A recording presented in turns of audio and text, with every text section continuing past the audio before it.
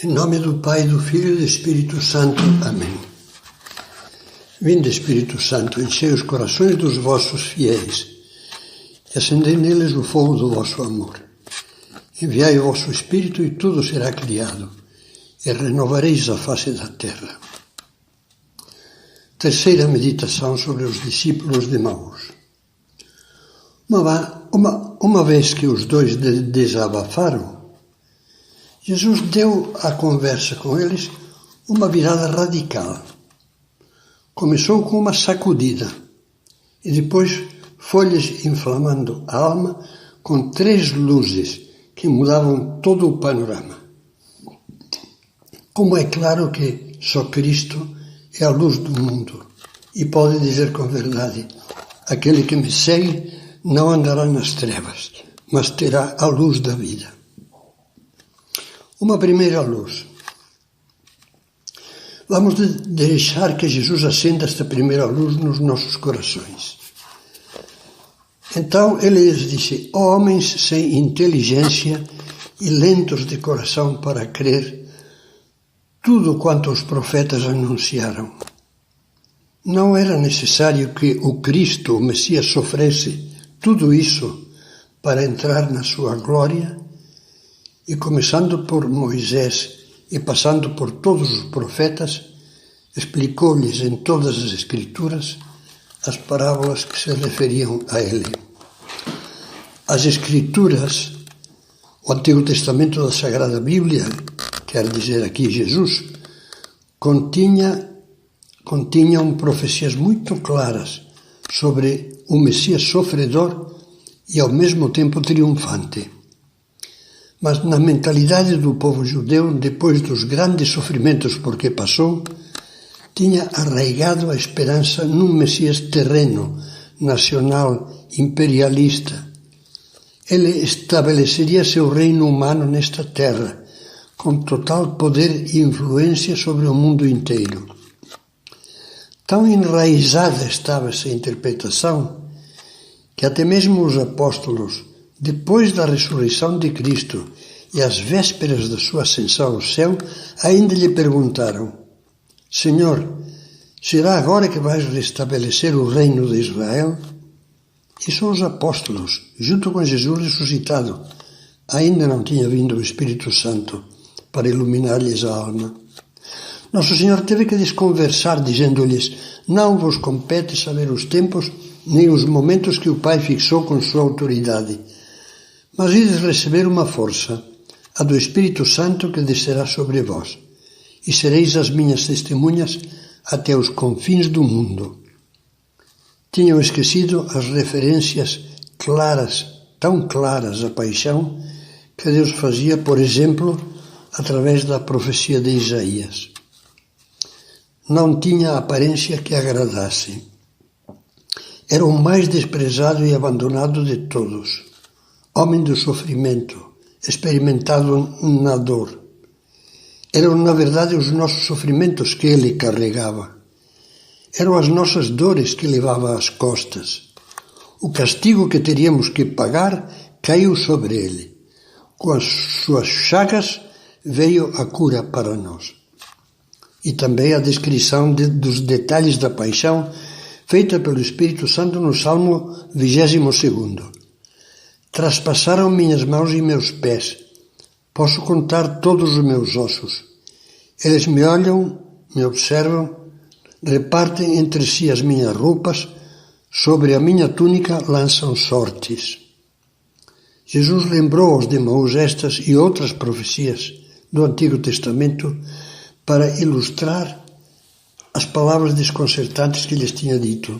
Não era necessário que o Cristo sofresse tudo isto para entrar na sua glória. Queria que eles entendessem, e nós também, que a sua livre entrega à morte por nós, Jesus dizia: ninguém me tira a vida, eu a dou por mim mesmo. Foi, no seu sentido mais profundo, o amor divino sem limites que nos salva. O caminho que Deus, na sabedoria dos seus desígnios, que a nós custa entender, quis escolher para nos livrar do mal, afogando-o, absorvendo em si, no seu amor até o extremo, como que queimando num vulcão de caridade. Jesus na cruz mostra, como dizia São João Paulo II, a potência redentora, salvadora do amor. Ficava claro, pois, que o reino de Cristo seria um reino espiritual, um reino eterno e universal, reino da verdade e da vida, reino da santidade e da graça, reino da justiça, do amor e da paz, como diz o prefácio da solenidade de Jesus Cristo, Rei do Universo. Por isso Jesus tinha respondido a Pilatos, que o interrogava, e perguntava: então tu és o rei dos judeus? Dizendo: o meu reino não é deste mundo, não é uma coisa terrena. Essa primeira luz traz duas mensagens importantes para nós. Primeira, faz-nos uma falta enorme conhecer a palavra de Deus e aprofundar nela, a Sagrada Bíblia e especialmente o Novo Testamento. Todos temos, diríamos, com muitas sombras e penumbras, os olhos vendados dos discípulos de Emaús. Sombras que nos impedem de compreender o sentido das coisas aos olhos de Deus e o caminho que deveríamos seguir. Jesus agora nos repete de novo: eu sou a luz do mundo. Aquele que me segue não andará nas trevas. Decidamos-nos a dedicar diariamente uns bons minutos à leitura e meditação da Escritura, especialmente dos Evangelhos. E habituemo-nos a ler também todos os dias obras sobre a vida e as virtudes cristãs que sejam fiéis à doutrina da Igreja. Há um autêntico tesouro de boa literatura espiritual que conta entre as suas joias com muitos livros clássicos, escritos pelos santos ao longo dos séculos. Aconselhe-se com um orientador espiritual de bom critério. Segunda mensagem: como os discípulos de Emaús, também nós, quando aparecem as dificuldades, as decepções, os sofrimentos, perdemos a lucidez da fé e somos lentos de coração para crer. Muitas vezes podemos dizer, como o salmista arrependido: quando meu coração se amargurava e sentia dor aguda em minhas entranhas, eu era um insensato e não entendia. Como um jumento eu era diante de ti. É o Salmo 73. São Paulo, em meio a terríveis tribulações, manteve a fé e por isso escrevia cheio de esperança. Sabemos que tudo contribui para o bem daqueles que amam a Deus. Se Deus é por nós, quem será contra nós? Quem nos separará do amor de Cristo? Ele conhecia muito bem as Escrituras e nunca perdeu de vista o que Deus falou pela boca de Isaías. Acaso uma mulher esquece o seu filhinho ou o amor ao filho de suas entranhas? Mesmo que alguma se esqueça, eu de ti jamais me esquecerei, diz Deus. E acreditou também firmemente nestas outras palavras divinas: o meu pensamento não é o vosso pensamento, vossos caminhos não são os meus caminhos. Só a fé arranca a venda dos olhos e nos faz descobrir e adorar os planos da providência divina. Mesmo alongando um pouco esta meditação, vamos à segunda luz. A conversa no caminho ia se prolongando. E os de Emaús bebiam literalmente as palavras de Jesus, de maneira que, como narra São Lucas, quando chegaram perto do povoado para onde iam, Jesus fez de conta que continuava o caminho. Eles, porém, insistiram: fica conosco, pois já é tarde e a noite vem chegando. Ele entrou para ficar com eles. Com que dor o cardeal Robert Sará, africano procedente de uma família da Guiné Ocidental, meditava nestas palavras dos dois discípulos de Emaús, ao constatar que são muitos os que, sobretudo no velho mundo, não estão deixando Jesus entrar nas suas casas e até o expulsam da sua vida. Cleófas, o companheiro, e o companheiro não só deixaram que Jesus entrasse, como quase o forçaram.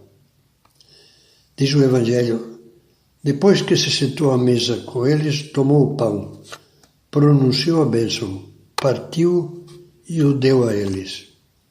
Com assombro, eles perceberam que seu hóspede, que ainda não tinham identificado, repetia ao pé da letra as palavras e os gestos de Nosso Senhor quando na última ceia instituiu o sacramento da Eucaristia. E diz o Evangelho: neste momento seus olhos se abriram. É importante lembrar que no primeiro século cristão, o mistério da Eucaristia, a celebração da missa e da comunhão, se designava com o nome de fração do pão.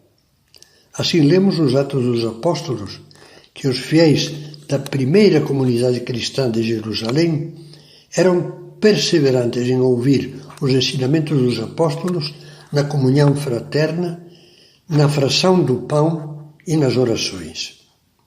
Tempo depois, no mesmo livro dos Atos dos Apóstolos, São Lucas conta que estava São Paulo na cidade de Troade, preparando-se para uma viagem cheia de perigos a Jerusalém.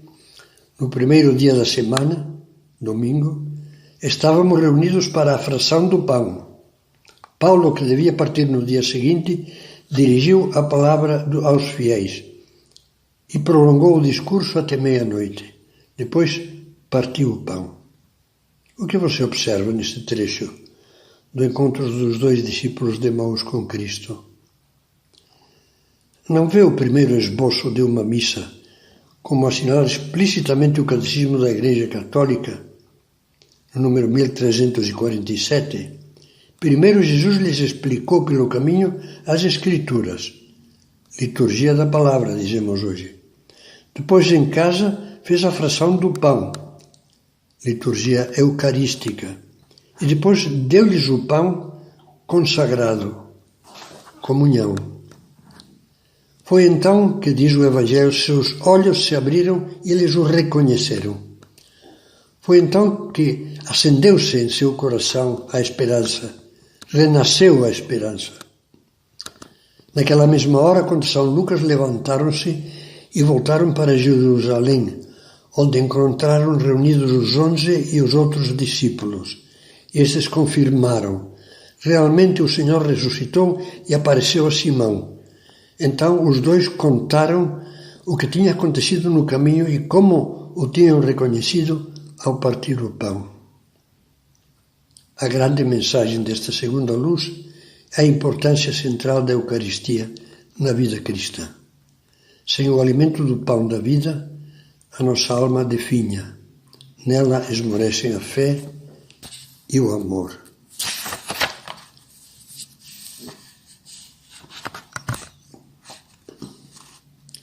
A Eucaristia nos dá como alimento da alma a grande fonte de todas as graças, o autor da graça, Deus, Jesus Cristo, Deus e homem. Participando da Santa Missa, nós nos aproximamos da abundância da fonte de água viva que Jesus oferecia à samaritana.